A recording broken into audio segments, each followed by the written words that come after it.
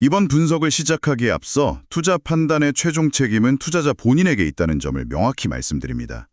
저희는 단순 참고할 정보나 분석을 제공할 뿐 특정 종목이나 섹터에 대해 매수나 매도를 절대 추천하는 것이 아닙니다. 안녕하십니까? 오늘 저희가 함께 깊이 파고들어 볼 주제, 바로 유레니움 에너지콥, UEC입니다. 최근에 에너지 시장, 특히 이제 원자력 쪽이 다시 엄청 뜨거워지고 있잖아요. 네, 맞습니다. 탈탄소 얘기도 나오고 에너지 안보 문제도 있고 해서 그렇죠. 그렇죠. 그런 큰 흐름 속에서 이 UEC라는 기업이 상당히 주목을 받고 있는데요.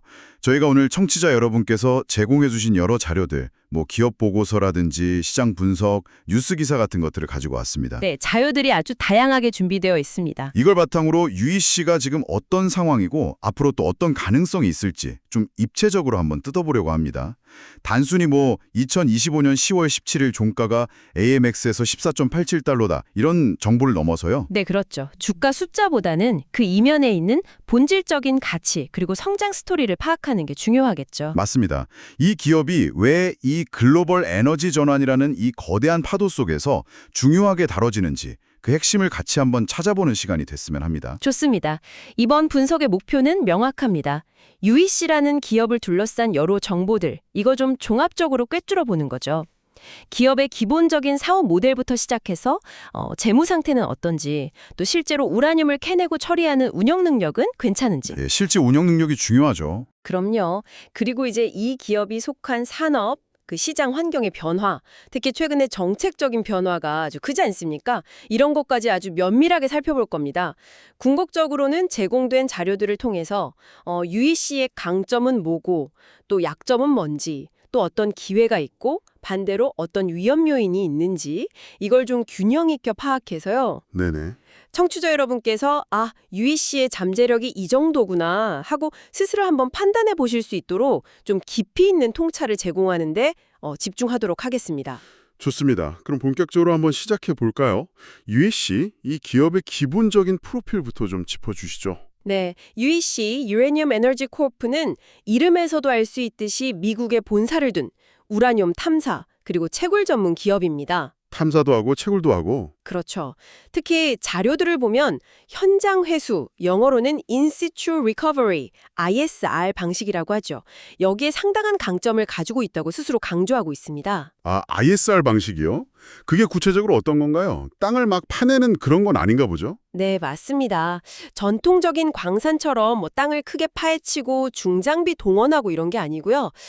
지하에 있는 우라늄 광맥에 특수 용액을 주입합니다. 용액을요? 네, 그 용액이 지하에서 우라늄을 녹여내면 그걸 지상으로 펌프로 끌어올려서 회수하는 방식이에요. 그래서 상대적으로 비용이 좀 덜 들고 환경 파괴도 적다는 장점이 있죠. 그래서 저비용 친환경이라고 하는 거군요. 네, UEC는 이 ISR 방식에 특화되어 있다고 보시면 됩니다. 현재 주요 생산 거점은 텍사스하고 와이오밍주에 두고 있고요. 텍사스, 와이오밍. 네, 거기서 이래 허브 앤 스포크 모델이라는 걸 운영 중인데요. 중앙에 큰 처리시설 허브를 두고 그 주변에 있는 여러 위성 광산 스포크들에서 뽑아 올린 우라늄 용액을 중앙으로 모아서 처리하는 방식입니다. 효율성을 높이기 위한 거죠. 허브 앤 스포크. 뭔가 체계적인 느낌인데요. 근데 아까 말씀하실 때 단순한 광산 회사가 아니라고 하셨잖아요. 그게 좀 흥미로운데 어떤 면에서 그런가요? 네. 그 부분이 사실 UEC를 이해하는 데 가장 중요한 포인트 중 하나입니다. 그냥 우라늄 캐는 회사 이렇게만 보면 안 된다는 거죠.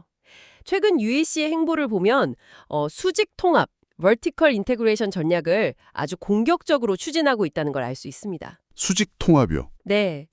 여기서 정말 흥미로운 점은 이 회사가 단순히 우라늄 원광, 그러니까 우리가 흔히 옐로우 케이크라고 부르는 유트리오이트를 생산하는 데 그치지 않는다는 겁니다. 옐로우 케이크 생산 이상을 본다. 그렇죠. 핵연료가 되기 위한 그 다음 단계, 핵심적인 중간 단계까지 사업 영역을 확장하려고 아주 적극적으로 움직이고 있어요. 그 중간 단계라는 게 구체적으로 어떤 걸 말하는 거죠? 대표적인 예가 세계적인 광산 기업 리오틴토 아시죠? 네, 알죠. 리오틴토로부터 인수한 스위트워터 복합광산건입니다. 이게 그냥 광산 하나 더 산 게 아니에요. 이 인수를 통해서 UEC는 단숨에 미국 내에서 보유한 우라늄 자원량 기준, 그리고 정부로부터 허가받은 생산 능력 기준으로 최대 기업으로 올라섰습니다. 와, 단숨에 미국 1위가 된 거네요. 네, 규모 면에서 엄청난 도약을 한 거죠. 근데 이게 끝이 아닙니다. 이 규모의 확장은 사실 다음 단계를 위한 발판이었어요. 바로 우라늄 정제 및 전환 회사, 영어 약자로는 URNC, Uranium Refining and Conversion Company, 아는 자회사를 설립한 겁니다. URNC 설립. 아까 말씀하신 그 수직 통합 전략의 핵심이 바로 이거군요. 정확합니다. 이게 왜 중요하냐면요.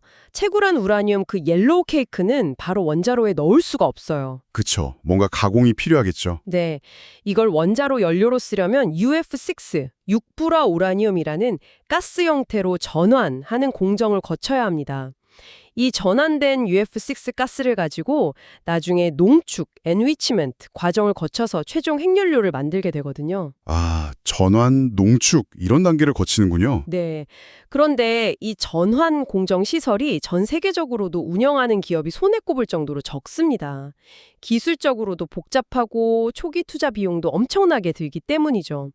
그래서 이 전환 단계가 글로벌 우라늄 공급망의 병목 지점으로 항상 꼽혀왔어요. 공급망의 병목이다. 그렇죠. 그런데 UAC는 바로 이 전환 공정까지 직접 하겠다는 야심찬 목표를 세운답니다. 채굴부터 전환까지 다 하겠다. 와, 정말 야심찬데요. 네, 최근에 성공적으로 마쳤다고 발표한 2억 3,825만 달러, 우리 돈으로 거의 3천억 원이 넘는 규모의 자금 조달이 있었죠? 네, 기사에서 본 것 같습니다. 그 자금 조달의 주요 목적 중 하나가 바로 이 신규 전환시설 건설을 위한 실탄 확보였습니다. 만약 이 계획이 순조롭게 진행된다면 UAC는 미국 내에서는 유일하게 채굴부터 전환까지 핵연료 추기의 핵심 단계를 모두 수행하는 기업이 될 수 있습니다. 인내 유일. 이건 정말 엄청난 경쟁력이 되겠는데요. 공급망 안정성 측면에서도 그렇고. 맞습니다. 단순히 사업 영역을 넓히는 걸 넘어서 시장에서의 가격 결정력이나 협상력, 그리고 공급 안정성 측면에서 거의 독보적인 위치를 점할 수 있게 되는 거죠. 채굴에서 전환까지 다 한다. 이게 공급망 병목이 있는 분야에서 어떤 의미인지 조금 더 와닿네요. 단순한 몸집 불리기가 아니라 아예 시장의 룰을 바꾸려는 그런 전략적인 움직임으로 보이는데요. 네, 그렇게 해석하는 것이 타당해 보입니다. 자, 그럼 이렇게 큰 그림을 그리고 있는데 이걸 뒷받침할 만한 체력은 되는지, 즉 재무 상태는 어떤지 한번 살펴보죠. 계획이 아무리 좋아도 돈이 없으면 안 되니까요. 네, 재무 상태도 UEC를 분석할 때 빼놓을 수 없는 부분입니다. 자료들을 보니까 UEC가 부채가 전혀 없다, 이른바 뎁트프리라는 점을 굉장히 강조하더라고요.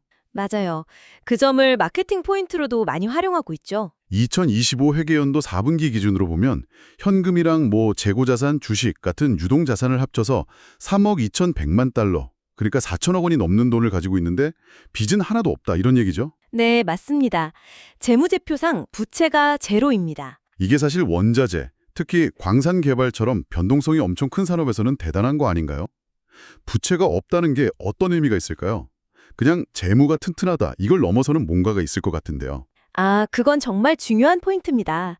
무부채 재무구조는 UEC에게 단순히 안전하다는 것 이상의 아주 강력한 전략적 유연성을 제공합니다. 전략적 유연성이요? 네, 크게 두 가지 측면에서 볼 수 있는데요. 첫째는 시장 상황이 안 좋아질 때, 예를 들어 우라늄 가격이 폭락하거나 경기가 침체돼도 이자 갚을 걱정이나 만기 연장 압박 없이 안정적으로 버틸 수 있는 맷집을 제공한다는 겁니다. 아, 위기 상황에서 버티는 힘. 그렇죠. 다른 경쟁사들이 자금난에 허덕일 때 UEC는 상대적으로 여유 있게 다음 기회를 모색할 수 있는 거죠. 둘째는 반대로 기회가 왔을 때입니다. 좋은 인수합병 M&A 매물이 나오거나 아니면 지금처럼 전환시설 건설 같은 대규모 투자가 필요할 때 빚 때문에 망설일 필요 없이 과감하게 나설 수 있는 실탄이 있다는 걸 의미합니다. 아, 기회를 잡을 수 있는 능력? 네. 실제로 아까 말씀드린 스위트워터 인수나 URNC 시설 투자 같은 공격적인 성장 전략을 추진할 수 있었던 배경에도 이 탄탄한 무부채 재무 구조가 자리 잡고 있습니다. 다른 기업들이 은행 눈치 보고 주주 설득하고 자금 조달하느라 시간을 보낼 때 UEC는 재정적인 제약 없이 훨씬 더 신속하고 과감하게 움직일 수 있는 거죠. 위기에는 방패가 되고 기회에는 창이 된다. 이런 말씀이시네요. 네, 정확히 그렇습니다. 물론 뭐 일각에서는 성장을 위해서 좋은 조건의 부채를 전혀 활용하지 않는 게 오히려 기회비용 측면에서 비효율적인 것 아니냐 이런 비판을 할 수도 있어요. 네, 그런 시각도 있을 수 있죠. 하지만 이 우라늄 산업이라는 게 워낙 변동성이 크고 예측 불가능한 요소가 많기 때문에 UEC의 이 무부채 전략은 리스크 관리 측면에서나 또 전략적인 선택지를 넓힌다는 측면에서 매우 강력한 장점으로 작용하고 있다고 평가할 수 있습니다. 알겠습니다. 재무적으로는 아주 튼튼한 기반을 갖췄다는 건 확인이 됐네요. 그럼 이제 실제 운영 능력, 그러니까 우라늄을 얼마나 효율적으로 잘 뽑아내고 처리하는지 그 부분은 어떤가요? 돈만 많고 실제 생산 능력이 떨어지면 그것도 문제니까요. 네, 운영 효율성 측면에서도 상당히 주목할 만한 성과들을 보여주고 있습니다. 예를 들어서 와이오밍에서 진행했던 초기 생산 테스트 결과를 보면요. U3O8 파운드당 총 생산 비용을 $36 수준으로 관리하면서 약 13만 파운드의 우라늄을 성공적으로 생산했다고 보고되었습니다. 파운드당 $36요? 이게 어느 정도 수준인가요? 감이 잘 안 오는데요. 현재 우라늄 현물 가격이 파운드당 $80를 훌쩍 넘어서 거의 $90 가까이 가고 있거든요. 와, 80, $90인데 생산비가 $36다. 그렇죠. 그러니까 단순 계산으로도 파운드당 $50 이상의 마진을 남길 수 있다는 얘기입니다. 물론 이건 초기 테스트 결과이고 실제 대규모 생산에 들어가면 비용 구조가 좀 달라질 수는 있겠지만 어쨌든 UEC가 ISR 방식을 통해서 상당히 비용 효율적인 생산이 가능하다는 것을 실증적으로 보여준 중요한 사례라고 할 수 있습니다. 수익성이 상당히 좋다는 증거네요. 근데 이게 그냥 테스트 성공에 그친 게 아니라 실제 생산량을 늘리려는 움직임도 있다면서요? 네, 그렇습니다. 그게 또 중요한 포인트인데요. 2024년 8월에는 와이오밍에 있는 크리스텐슨 렌치 프로젝트에서 ISR 운영을 공식적으로 재개했다는 발표가 있었습니다. 크리스텐슨 렌치 재가동. 이게 오랫동안 멈춰있던 시설 아니었나요? 네, 맞습니다. 우라늄 가격이 낮았던 시기에는 가동을 중단했었죠. 이걸 다시 돌리기 시작했다는 것은 최근의 우라늄 가격 상승과 시장 수요 증가에 맞춰서 실제 공급 능력을 확보하려는 아주 구체적인 의지를 보여주는 겁니다. 아, 이제 진짜로 생산해서 팔 준비를 하고 있다. 이런 신호로 봐도 되겠군요. 네, 그렇게 해석하는 것이 합리적입니다. 크리스텐슨 렌치의 생산 재개는 USC가 더 이상 탐사나 개발 단계에만 머물러 있는 기업이 아니라 실질적인 생산자 프로듀서로서의 역량을 강화하고 있다는 것을 보여주는 중요한 이정표죠. 시장이 회복되는 타이밍에 맞춰서 생산 준비를 마치고 실제 공급을 시작했다는 것은 앞으로 다른 프로젝트들의 재가동이나 혹은 신규 생산으로 이어질 수 있다는 긍정적인 시그널로 볼 수 있습니다. 기대감을 갖게 하는 부분이네요. 물론 생산을 본격적으로 늘려나가는 과정에서 예상치 못한 운영상의 어려움이나 기술적인 문제에 부딪힐 수도 있습니다. 특히 ISR 방식이라는 게 그 지역의 지질 구조나 지하수 조건 같은 것에 따라서 효율성이 좀 달라질 수 있거든요. 아, 변수가 있을 수 있군요. 네. 그래서 계획대로 꾸준히 낮은 비용으로 생산을 유지할 수 있을지는 앞으로도 계속 모니터링해야 할 부분이긴 합니다. 하지만 지금까지 보여준 성과나 생산 재개 움직임 같은 것들을 보면 USC가 가지고 있는 비전, 그 수직 통합이라는 큰 그림을 현실로 만들어낼 만한 실행 역량은 충분히 갖추고 있는 것으로 판단됩니다. 알겠습니다. 정리해보면 재무적으로는 무부채라는 안정성을 확보했고 운영 측면에서는 ISR 방식을 통해 비용 효율적인 생산 능력을 보여주면서 실제 생산 재개까지 나섰다. USC 자체의 기초 체력은 상당히 탄탄해 보이네요. 네, 그렇게 요약할 수 있겠습니다. 자, 그럼 이제 시야를 좀 더 넓혀보죠. UEC라는 개별 기업의 이야기도 중요하지만 이 기업이 속해 있는 더 큰 판, 즉 산업 환경과 시장의 흐름은 어떤지 살펴보는 게 중요할 것 같습니다. 아무리 기업이 잘해도 외부 환경이 안 따라주면 어려울 수 있으니까요. 맞습니다. 거시적인 환경 분석이 필수적이죠. 요즘 정말 원자력 르네상스라는 말이 심심치 않게 들립니다. 뭐랄까, 한동안 좀 주춤했던 원자력이 다시 화려하게 부활하는 듯한 그런 느낌인데요. 왜 갑자기 이렇게 전 세계적으로 원자력에 대한 분위기가 확 바뀐 걸까요? 그 근본적인 이유가 뭐라고 보십니까? 크게 보면 두 가지 거대한 시대적 흐름이 강력하게 작용하고 있기 때문이라고 봅니다. 두 가지 흐름이요? 네. 첫 번째는 뭐니 해도 탈탄소화 압력입니다. 기후변화 문제가 이제 발등에 불이 되면서 세계 각국이 2050년까지 탄소 중립을 달성하겠다고 약속했잖아요. 네, 그렇죠. 탄소 중립 목표. 이걸 달성하려면 기존의 화석연료 발전을 대대적으로 줄여야 하는데 그 빈자리를 채울 안정적인 무탄소 전력원이 필요합니다.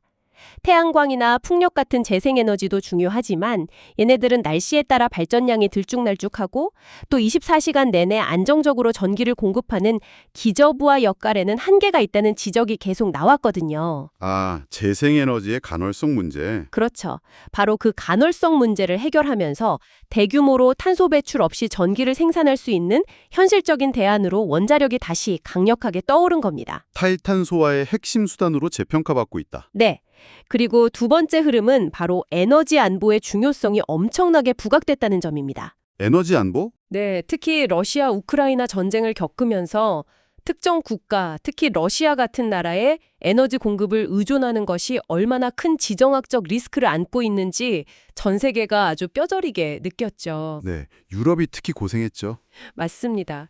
그래서 이제 각국은 외부 변수에 흔들리지 않고 자국 내에서 안정적으로 통제하고 관리할 수 있는 에너지원을 확보하는 데 사활을 걸고 있습니다.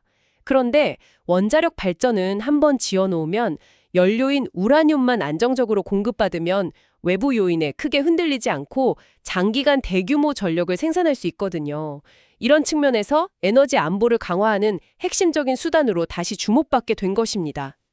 정리하면 기후변화 대응을 위한 탈탄소화와 지정학적 리스크 관리를 위한 에너지 안보 강화, 이 두 가지 메가 트렌드가 원자력의 부활을 강력하게 이끌고 있다. 이렇게 볼 수 있겠네요. 네, 정확하게 그 두 가지가 핵심 동력입니다. 그럼 이런 분위기 속에서 실제로 원자력 발전을 늘리려는 구체적인 움직임들도 나타나고 있나요? 네, 아주 구체적이고 강력한 움직임들이 많습니다.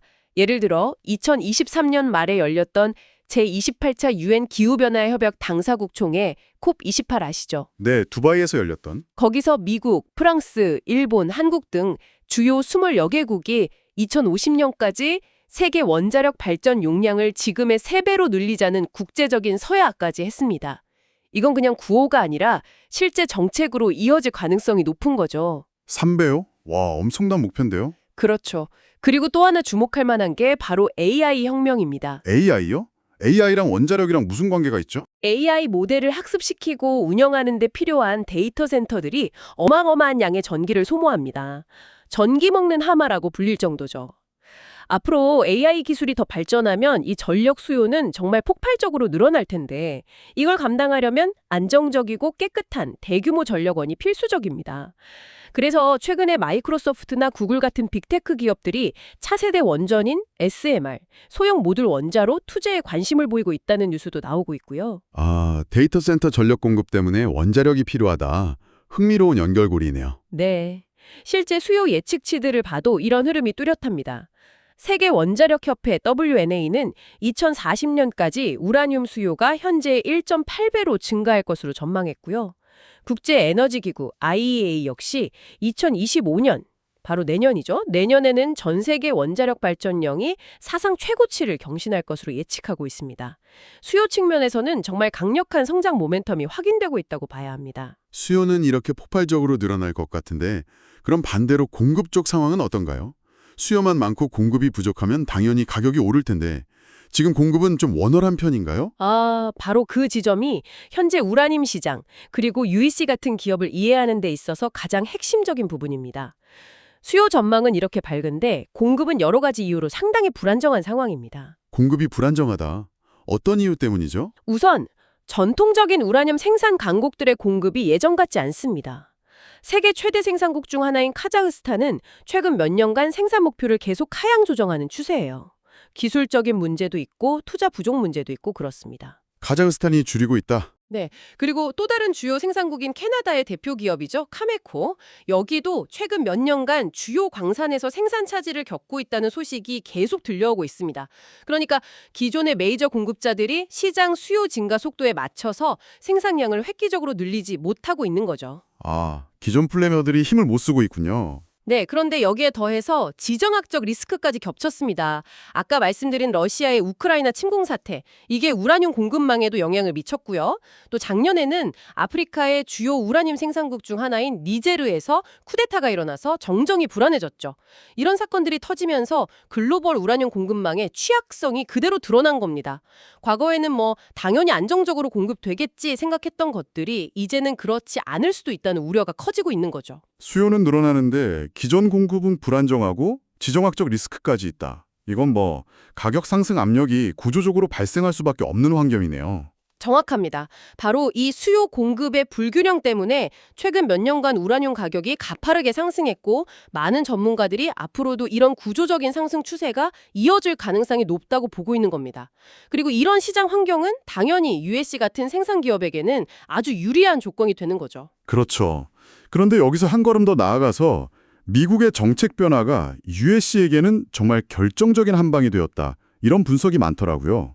특히 러시아산 우라늄 수입 금지 조치 말입니다. 이게 USC에게 어떤 의미였나요? 그 법안 통과는 정말 USC 입장에서 보면 역사적인 기회라고까지 평가받고 있습니다. 역사적인 기회요? 네, 2024년 5월에 미국 의회에서 러시아산 우라늄 수입 금지법이 통과되고 대통령 서명까지 마쳤죠.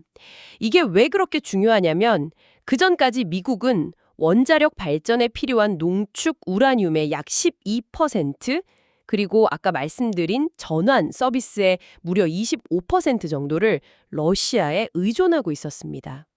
와, 러시아 의존도가 생각보다 엄청 높네요. 네, 에너지 안보 측면에서 보면 사실 상당히 위험한 구조였죠.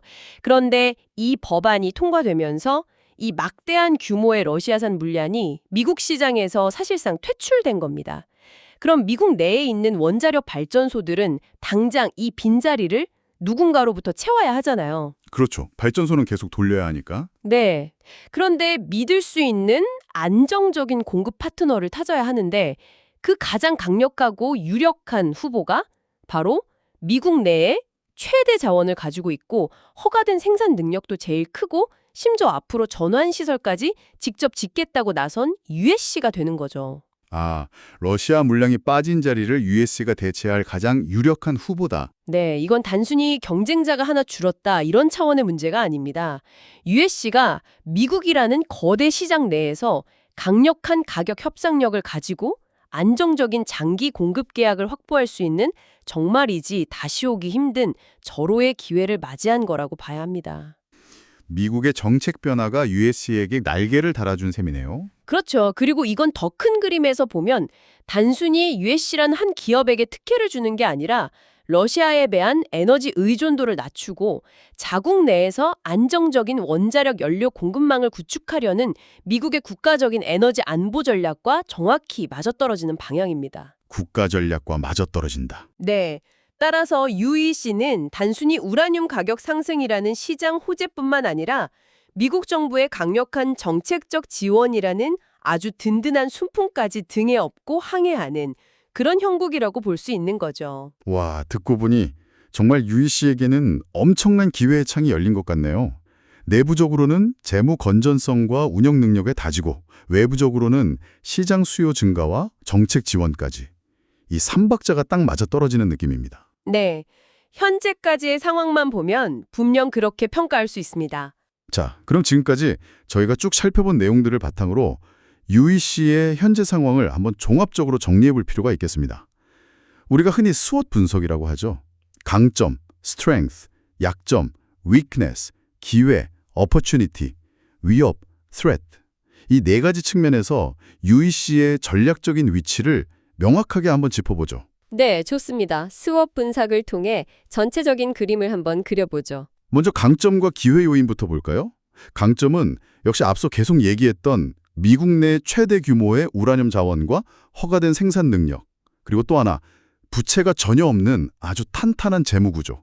이걸 꼽을 수 있겠죠. 네, 그 두 가지가 핵심적인 내부 강점입니다. 그리고 추진 중인 수직 통합 전략도 빼놓을 수 없는 강점이죠. 맞다. 수직 통합. 채굴부터 전환까지 하려는 거. 이것도 강점이네요. 그럼 기회 요인은요? 기회 요인은 방금 전까지 길게 설명드렸던 부분들입니다. 전 세계적인 원자력 르네상스로 인한 구조적인 수요 증가. 이게 가장 큰 기회고요. 그리고 미국 정부의 강력한 정책적 지원, 특히 러시아산 우라늄 금수 조치로 인한 반사 이익, 이것도 엄청난 기회죠. 또 장기적으로 우라늄 가격이 상승 추세를 보일 것이라는 시장 전망, 이것 역시 UEC에게는 유리한 외부 환경, 즉 기회 요인이 됩니다. 정리하면 탄탄한 내부 역량, 강점을 바탕으로 아주 강력한 외부 환경, 기회를 맞이하고 있다. 이렇게 볼 수 있겠네요. 네, 강점과 기회 요인만 보면 정말 장밋빛 전망을 그릴 수 있을 정도입니다. 하지만 세상에 좋은 점만 있는 기업은 없겠죠. 반대로 약점과 위험 요인도 냉정하게 짚어봐야 할 텐데요. UEC의 약점은 뭘까요? 약점으로는 우선 사업 구조 자체가 우라늄 현물 가격 변동성에 너무 직접적으로 노출되어 있다는 점을 들 수 있습니다. 아, 가격 변동성. 네, 물론 지금은 가격이 좋지만 만약 어떤 이유로든 우라늄 가격이 다시 급락하게 되면 UEC의 수익성은 바로 악화될 수밖에 없는 구조죠. 원자재 기업의 숙명과도 같은 약점입니다. 그렇죠. 원자재 가격은 항상 변동하니까. 그리고 또 하나는 아까 잠깐 언급했지만 이 대규모 생산 확대 계획이나 신규 전환시설 건설 같은 야심찬 계획들을 실제로 실행하는 과정에서 발생할 수 있는 여러 가지 실행 리스크, 엑시큐션 리스크입니다. 실행 리스크요. 구체적으로 어떤 거죠? 예를 들면 새로운 광산을 개발하거나 기존 광산의 생산량을 늘리려고 하는데 예상치 못한 기술적인 문제에 부딪힐 수도 있고요. 건설 비용이 처음 예상했던 것보다 훨씬 많이 들어갈 수도 있고 또 프로젝트 완공 일정이 계속 지연될 수도 있습니다. 계획은 멋지지만 그걸 현실로 만드는 과정은 항상 수많은 난관에 부딪히기 마련이거든요. 이런 실행 과정에서의 불확실성이 UEC의 약점이 될 수 있습니다. 계획과 현실의 괴리 가능성, 그것도 중요한 약점이네요. 그럼 위험 요인은 어떤 게 있을까요? UEC 외부에서 오는 위협들 말입니다. 위험 요인으로는 우선 저희가 예측하기 힘든 거시경제의 급격한 침체 가능성을 생각해 볼 수 있습니다. 만약 글로벌 경기가 심각하게 둔화되면 전반적인 에너지 수요 자체가 줄어들면서 우라늄 수요도 타격을 받을 수 있겠죠. 경기 침체 리스크. 네. 그리고 또 하나는 원자력 발전에 대한 환경 규제나 안전 기준이 예기치 않게 강화될 수 있는 리스크입니다. 만약 어디선가 큰 원전 사고라도 발생한다면 전 세계적으로 원자력에 대한 여론이 다시 나빠지고 규제가 강화되면서 산업 전체가 위축될 수도 있겠죠. 이런 정책적, 사회적 환경 변화도 잠재적인 위협 요인입니다. 규제 강화 리스크. 네. 그리고 좀 더 장기적인 관점에서 보면 지금은 원자력이 탈탄소화의 중요한 대안이지만 만약 미래의 에너지 저장 기술 ESS가 혁신적으로 발전해서 재생에너지의 간헐적 문제를 완전히 해결한다거나 혹은 꿈의 에너지라고 불리는 핵융합 발전이 예상보다 빨리 상용화된다면 그때는 원자력의 입지가 지금과는 또 달라질 수도 있겠죠. 이런 기술 변화 역시 장기적인 위협 요인이 될 수 있습니다. 그렇군요. 약점과 위험 요인도 만만치 않네요. 자, 그럼 이 수업 분석을 종합해보면 UEC 앞에는 이런 질문이 놓이는 것 같습니다. 이 압도적인 기회를 어떻게 최대한 활용해서 강점을 극대화할 것인가?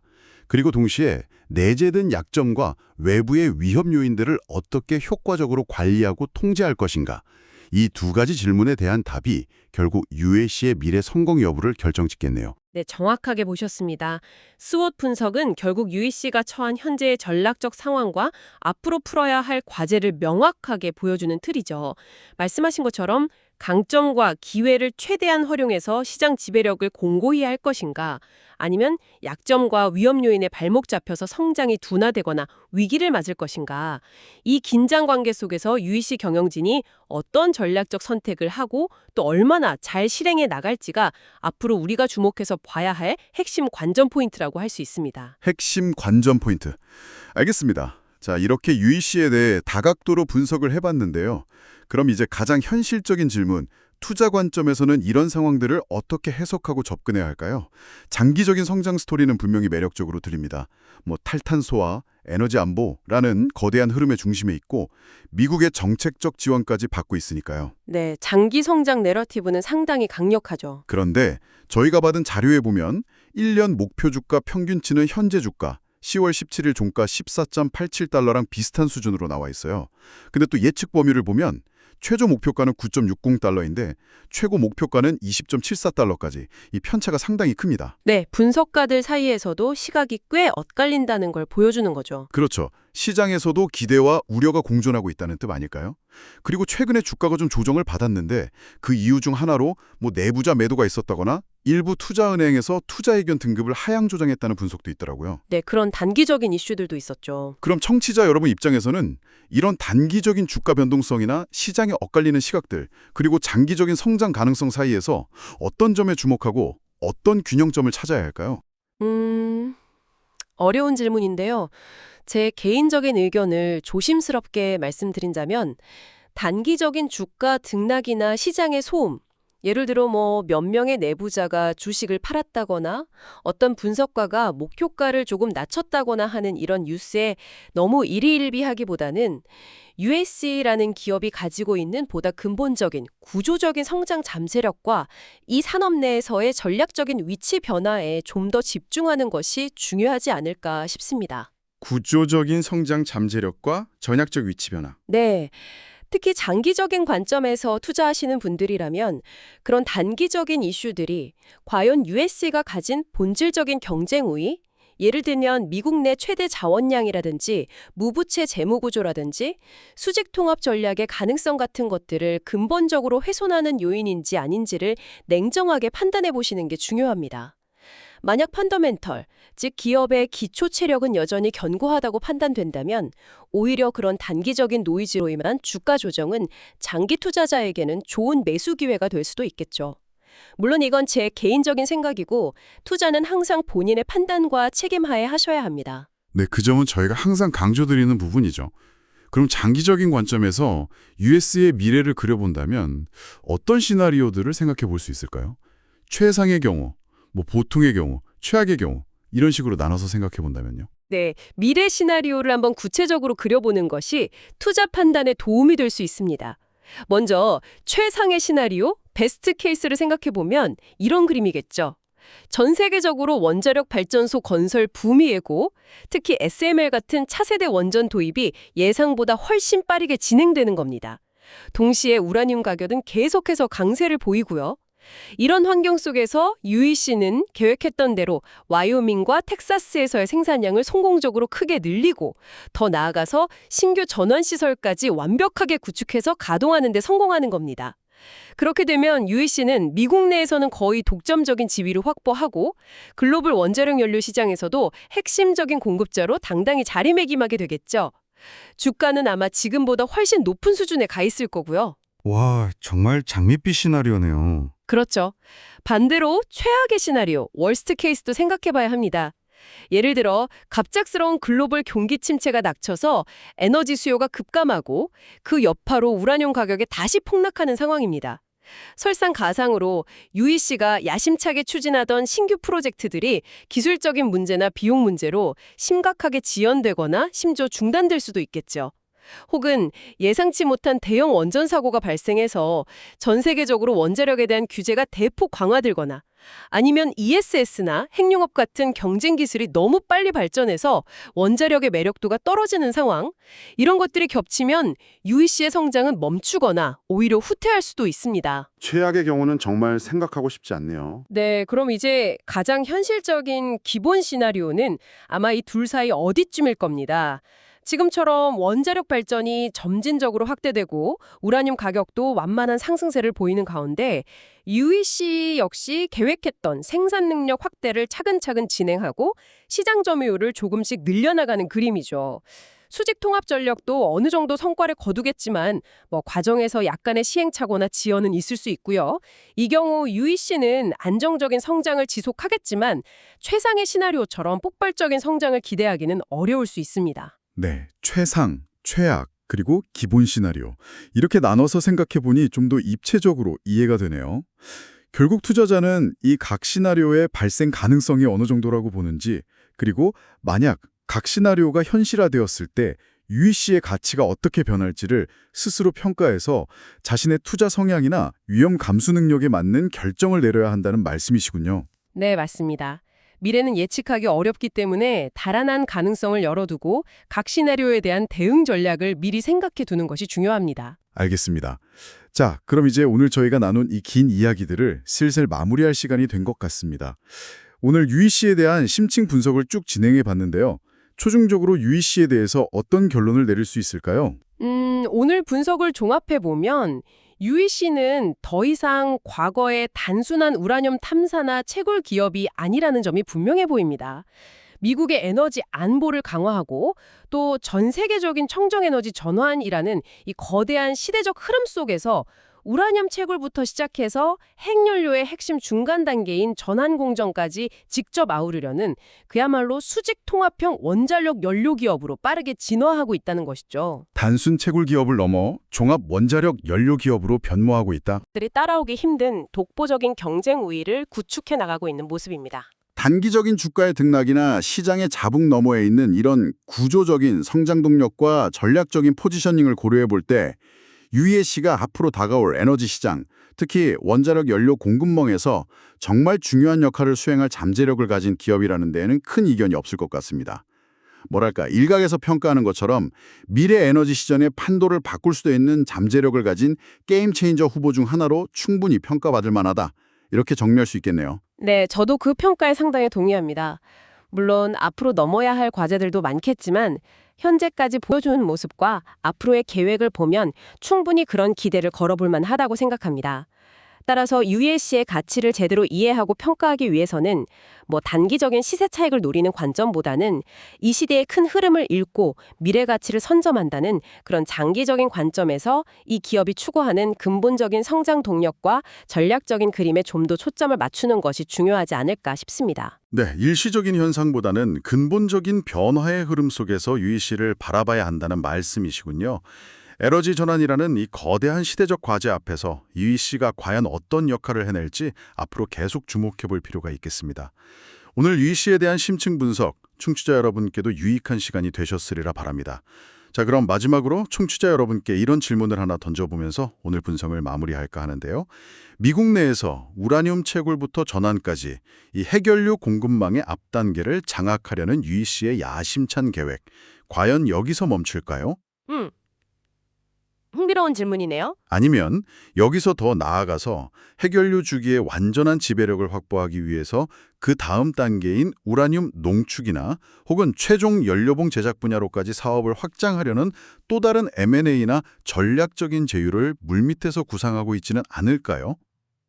UEC의 다음 전략적 행보는 과연 어디를 향하게 될지 한번 상상해 보시는 것도 이 기업을 지켜보는 또 다른 재미있는 관전 포인트가 될 것 같습니다. 다시 한번 말씀드리지만 투자 판단의 최종 책임은 투자자 본인에게 있다는 점을 명확히 말씀드립니다. 저희는 단순 참고할 정보나 분석을 제공할 뿐 특정 종목이나 섹터에 대해 매수나 매도를 절대 추천하는 것이 아닙니다. 항상 여러분의 성공 투자를 기원합니다. 내용이 좋으셨다면 구독, 좋아요 부탁합니다.